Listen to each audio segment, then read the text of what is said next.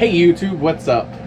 So I just had to drop this in the beginning of the video here. I appreciate all you guys that watch my content. Thank you so much for your support, because it does make a difference. A lot of say, well, we don't do it for views or numbers.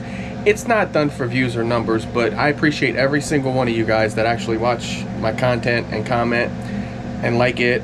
Thank you all across the board. But there's one person that I have to literally stand out aside, and it's Chris Miller. Buttercup, man, you're on point, brother. I give you that much. I do appreciate your support from my heart, like I said, for all of you guys.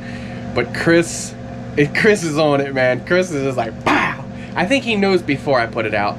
I think he might have my password to YouTube. Maybe? But anyway, thank you guys from the bottom of my heart. I really do appreciate you. I know I've been slacking here lately, and it's just everything. The heat, our son is actually moving out after 23 years, right?